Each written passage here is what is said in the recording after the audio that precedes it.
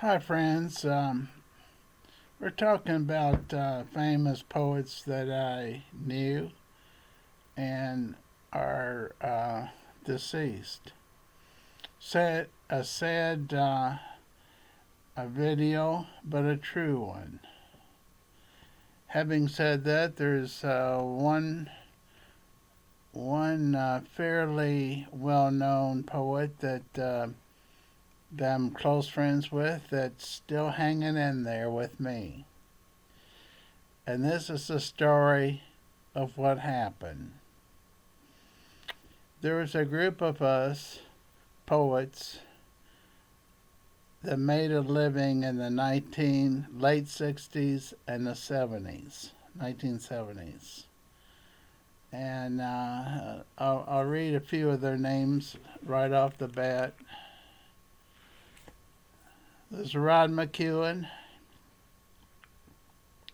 He was the most famous poet. Then there was Peter McWilliams. He sold a few million books. And then there was Paul Williams. This was not the actor or the singer. This was strictly a writer. I've got his books here. He's a fantastic writer, but he's not with us. Dan Pointer. I consider him one of the closest authors, but not a poet. But I wanted to include him in because he passed away not too long ago. And another poet that Dick Supton, Supton, was a poet. And he's passed away. I got a letter from his spouse. Let's get on with it. My name is Jim Wortham, and I write poetry books. And I wrote my first poetry book in 1969. And I've given away half of the books that I've self-published. In fact, if you're one that wants a free book, I've got a few from the past that I was unpacking my boxes in the basement. And I've got some from the past that if you ask for touching you, touching me, or loving you, I'll send you one autographed. But you have to send me a request through email, not through here. I hardly read messages on Messenger, although I will read your Messenger if you're already a friend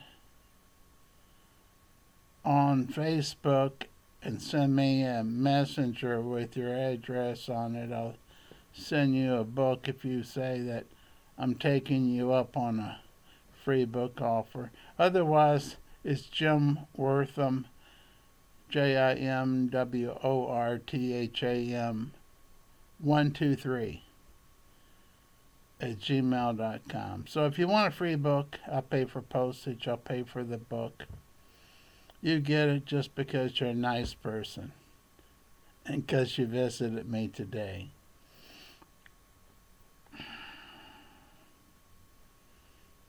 Did you know I'm the type of guy that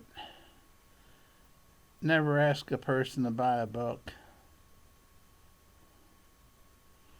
I'd rather give the book away than to take their last dollar.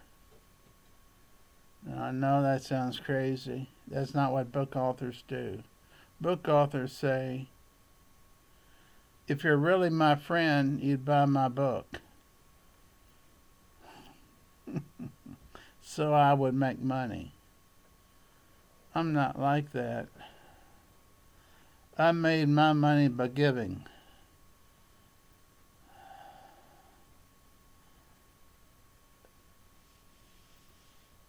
I don't think this lady will be watching this video. But last Christmas, this lady wrote to me, lovely young lady, and I knew her well. I did her some favors. She had gotten into some trouble. Uh, and I offered to see her. I don't know if it was trouble or she needed it. She needed to see me to get a drug to withdraw from opiate.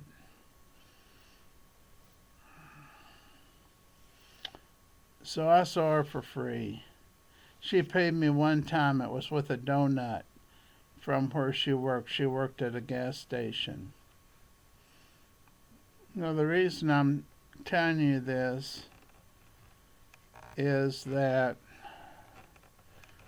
I didn't charge her for all those years of seeing her so she could get Suboxone or Subutex, which is a withdrawal drug from opiates.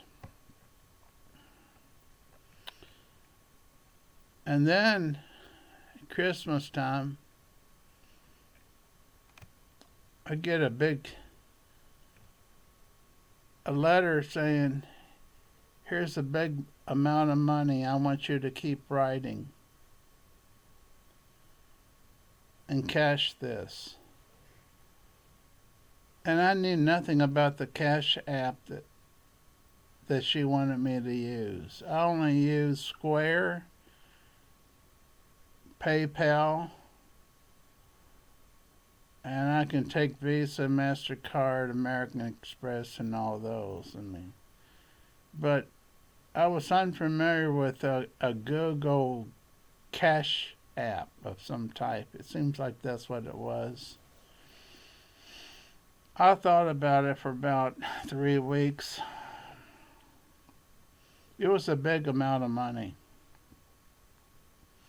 She says this will help you with putting out new books. I'm in a position at this time I can offer this to you. Well, I was I didn't know how to cash it. So I said, please spend this on your family. I don't think I'll cash it. I don't think I need the money, but I really appreciate it.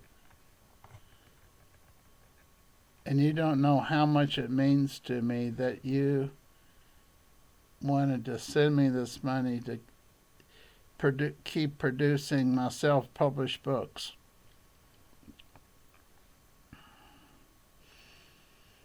I share that only for one reason. What you give out free may come back to you in a different way. Not necessarily from the person you give it to. Probably not from the person you gave it to. But if you give what you've got to give, I don't care if it's clothes, I don't care if it's money, I don't care if it's food. Somehow God has created some law that says you're getting it back, but you don't know when and you don't know from where. And you especially don't know when, so don't start expecting it tomorrow. Okay, Rod McKuen, he came down here to Louisville and,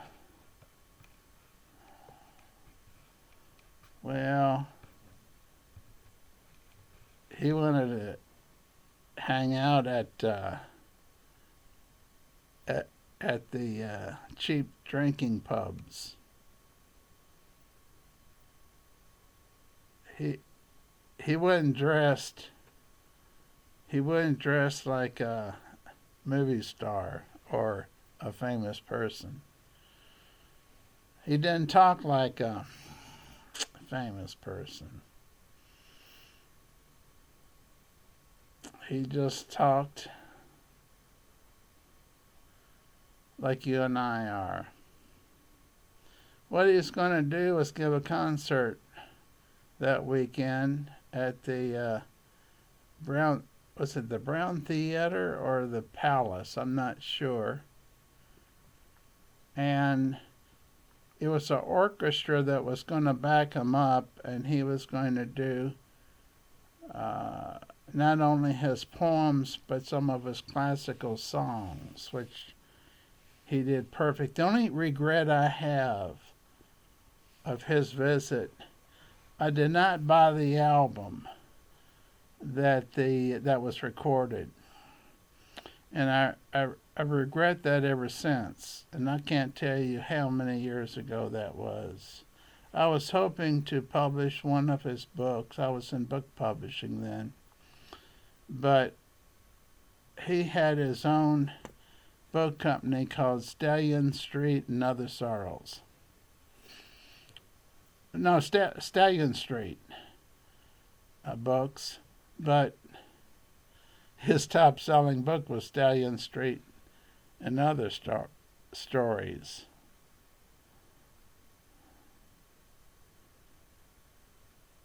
And then the second book was Listen to the Worm. I think I memorized every poem in those two books. Remember when he got on stage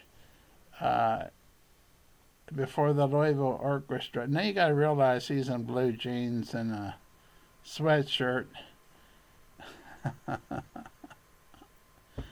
And they're all in tuxedos. The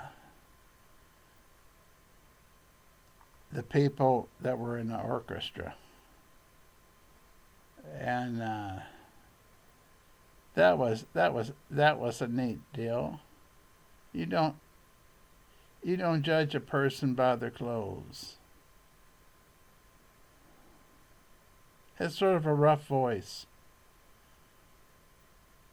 Do you know why he had a rough voice while Rod McKuen had a rough voice? When he decided to become famous, it was rough. He started out as a radio announcer, and he got a little gap of time where they let him read his poetry. And he built up a following, and then he would go anywhere he could to sing the songs. I'm not sure, but I believe he said he even went to bowling alleys. He sang so often, and sometimes 2 or 3 times a day, that his voice got hoarse and stayed hoarse. Therefore, he was never a smooth singer.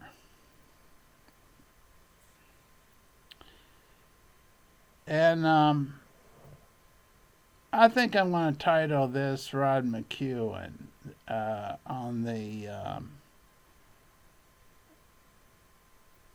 because I'm talking so much about him that I'll put Rod McKuen and other famous poets I knew.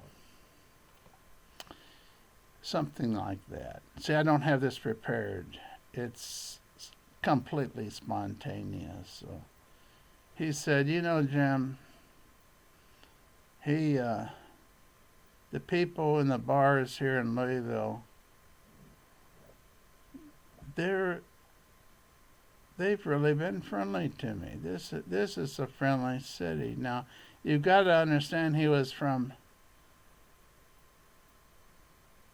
I'm not sure if Los Angeles or San Francisco. he had to be very careful if he went to a gay bar. Um, some say different things. I'm not going to say anything other than he had to be very careful if he drifted into an area where there was a gay bar. So, moving on,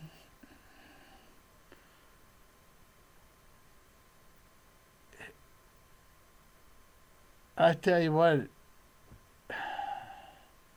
Anita Key did the background music for his song, his records, the sea and the earth and the sky, which they couldn't keep them in stock in any stores. I'm talking about department stores. I'm talking about it was Zayre's that was on our street. You haven't heard of Zayre's. Uh, Barnes and Noble, you name it, any store that was available, you'd be lucky if you could find his albums. And then it took me about 2 months to buy his book called Stallion Street and Other Sorrows, because when I was in college, when I finally got the money to purchase it. It was $3.95. It was in hardback. I had it memorized before I bought it. When I finally got the money, I had to wait because it was sold out again. That's how popular he was. I could almost tell you every poem in that Stallion Street and Other Sorrows by without missing a word.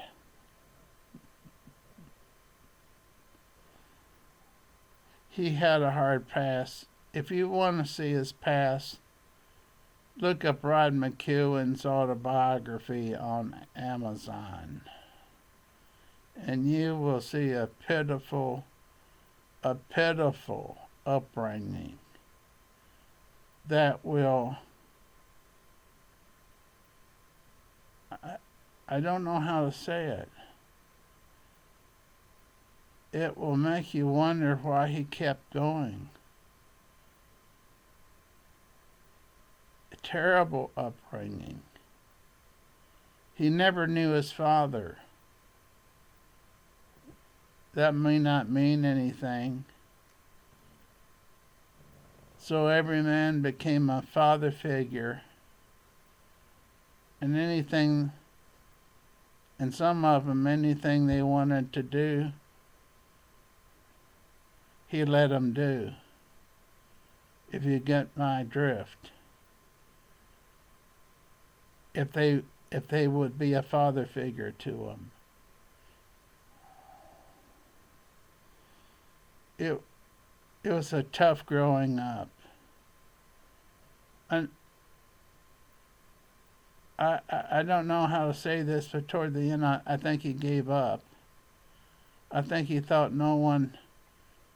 his fame was over and no one would be interested again in hearing him, and someone talked him into putting up on the internet where they could contact him, and he was overwhelmed, totally overwhelmed with the number of people that wanted him back to sing, to read poetry. Well, I think I'm going to cut it off here. I was going to talk about my other friends. I'll mention them now because I will be doing something with each of them in the near future. I will say that they were good to me as far as friends, even though I may have only met them once a month. I'm sorry, once a year at the American Booksellers Association in New York City. Peter McWilliams, Paul Williams, not the singer, but the writer, Dan Pointer, and Dick Supton. So we'll go into those later, but I think I've covered enough about Rod McKuen to where you get a gist that he was a man that didn't know his father, became the #1 selling poet, possibly not only in the United States but in the world for some length of time, became a classical music writer, sang classical songs in other countries that he never got credit here in the United States for. And I think he died from pneumonia because he wouldn't go to see a doctor. He died in his mansion. There's one guy that lived with him. He couldn't get him to see a doctor until it was too late. So there's a story about Rod McKuen that you may or may not have known. But since I've gone this long, I think I'll cut it off. And if you like this, and I hardly ever mention this, I got about 38 subscribers. I wouldn't mind having 39. you know what I'm going to say. If you want to punch subscribe, I may have 39 subscribers. If you want to hit like, well, I don't know how many likes I have. Most since I don't mention doing this, nothing happens. So I threw out this fishing. What would you call it? I got a fishing rod here. I'm throwing out a fishing hook. And if you want to be a subscriber, do it. And I will be hitting these other authors in the near future. I'm thrilled that I did this tonight because I have COVID.